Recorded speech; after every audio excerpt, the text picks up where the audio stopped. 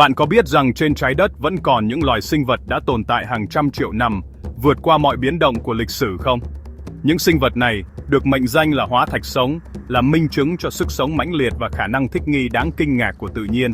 Chúng đã chứng kiến sự trỗi dậy và sụp đổ của khủng long, trải qua những kỳ băng hà khắc nghiệt và vẫn tồn tại gần như không thay đổi. Hôm nay chúng ta sẽ cùng khám phá 7 loài hóa thạch sông vẫn còn tồn tại đến ngày nay. Cuộc phiêu lưu vào thế giới tiền sử bắt đầu ngay bây giờ. Câu chuyện đầu tiên là về cá vây tay, loài cá mà giới khoa học từng tin đã tuyệt chủng cùng khủng long. Năm 1938, một con cá vây tay được phát hiện ngoài khơi Nam Phi, gây chấn động toàn thế giới. Cá vây tay, tên khoa học Coelacanth, xuất hiện từ 400 triệu năm trước, với vây có cấu trúc xương giống chi sơ khai, một bước đem tiến hóa từ cá lên động vật 4 chân. Cơ thể chúng gần như không thay đổi so với tổ tiên hóa thạch, với vảy dày như áo giáp và cơ quan cảm nhận điện ở móm. Chúng sống ở độ sâu 100-700 mét, ẩn mình trong hang động ban ngày và săn mồi vào ban đêm. Cá vây tay đẻ con, phôi thai phát triển trong cơ thể mẹ tới 3 năm, một chiến lược sinh tồn độc đáo. Sau phát hiện ở Nam Phi, một quần thể khác được tìm thấy ở Indonesia, nhưng số lượng cực kỳ ít ỏi. Chúng nằm trong danh sách cực kỳ nguy cấp, đối mặt với nguy cơ tuyệt chủng do đánh bắt và biến đổi môi trường. ADN của cá vây tay là kho tàng thông tin về lịch sử tiến hóa động vật có xương sống. Mỗi lần quan sát được cá vây tay ngoài tự nhiên là một sự kiện hiếm hoi.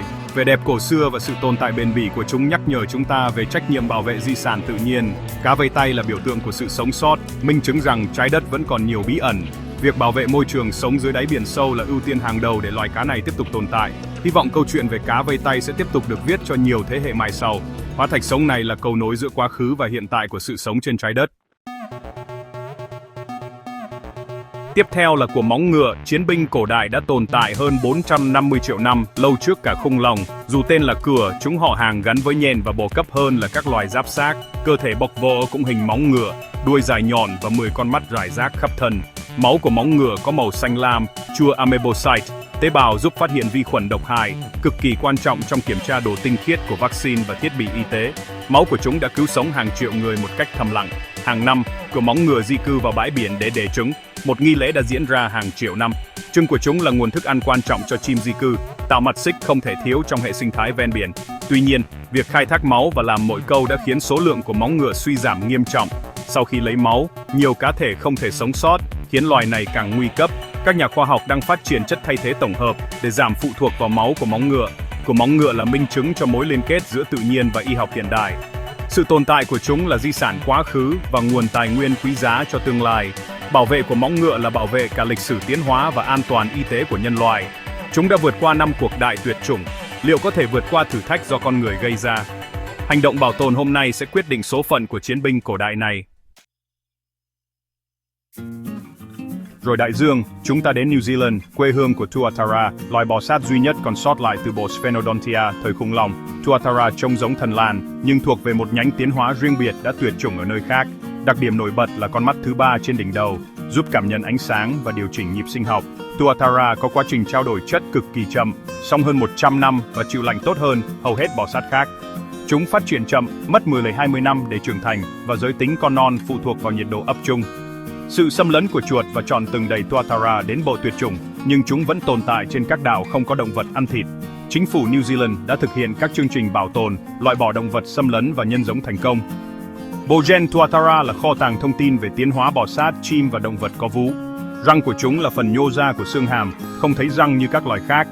Tuatara là di sản sống động của đại trung sinh, nhắc nhở chúng ta về sự mong manh của đa dạng sinh học. Bảo vệ Tuatara là bảo vệ một phần lịch sử tiến hóa của trái đất. Chúng là cầu nối giữa thế giới khủng long và hiện tại. Sự tồn tại của Tuatara là minh chứng cho sức sống bền bỉ của tự nhiên. Tiếp tục hành trình, chúng ta đến vùng nước lạnh giá của bậc đại Tây Dương, nơi cá mập Greenland thống trị. Đây là loài động vật có xương song song lâu nhất, có thể đạt tới 400-500 năm tuổi. Một số cá thể đã sống từ thời Shakespeare, chứng kiến lịch sử nhân loại qua nhiều thế kỷ. Cá mập Greenland có thân hình lớn, da xám nâu, di chuyển cực kỳ chậm để tiết kiệm năng lượng trong môi trường lạnh.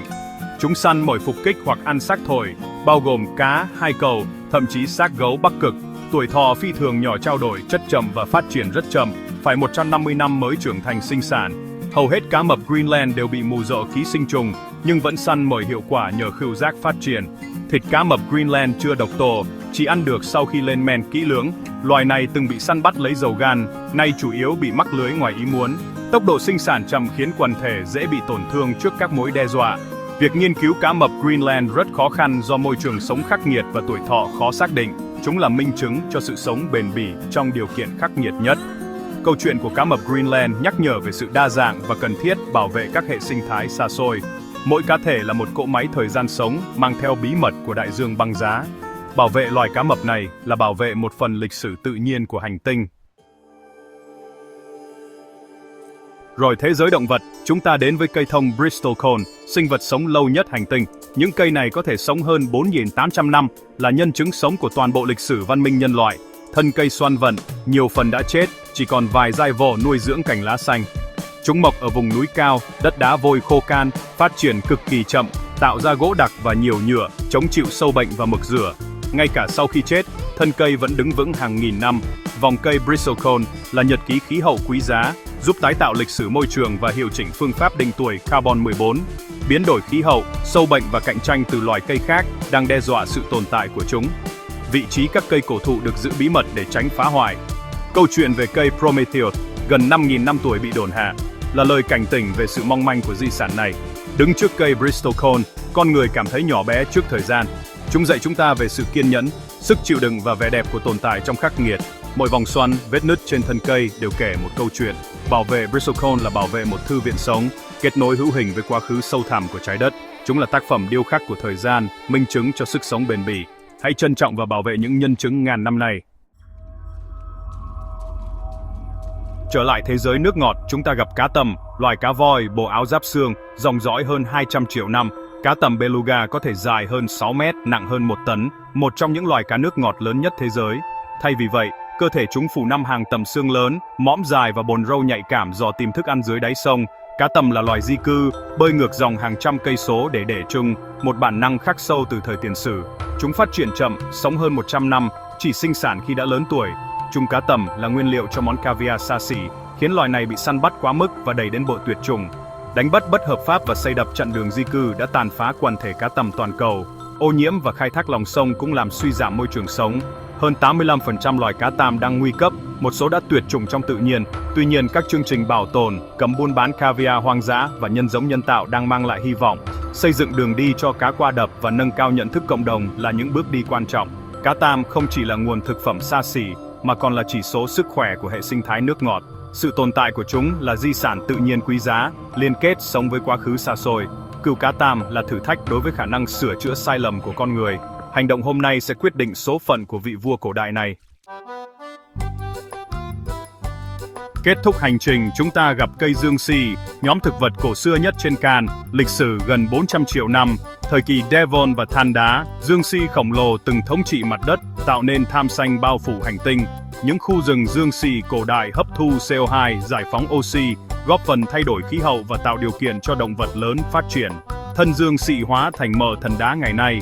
Dù dương xi thân gỗ khổng lồ đã tuyệt chủng, hơn 12.000 loài dương xi vẫn tồn tại khắp thế giới. Dương xi không sinh sản bằng hoa hay hạt, mà bằng bào tử, một phương pháp cổ xưa.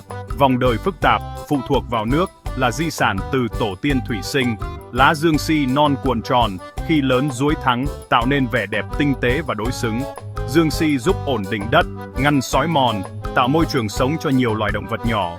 Một số loài còn hấp thu kim loại nặng, giúp làm sạch môi trường. Trong văn hóa, dương xi tượng trưng cho sự khiêm tốn, khởi đầu mới và đôi khi là phép màu. Nhiều loài dương xi đang bị đe dọa do mất môi trường sống và biến đổi khí hậu. Bảo vệ rừng nguyên sinh là cần thiết để giữ gìn di sản thực vật cổ xưa này. Mỗi cây dương xi là chứng nhân của sự tiến hóa, từ thời khủng long đến hiện đại. Dương xi nhắc nhở chúng ta rằng sức sống bền bỉ có thể đến từ những sinh vật khiêm tốn nhất.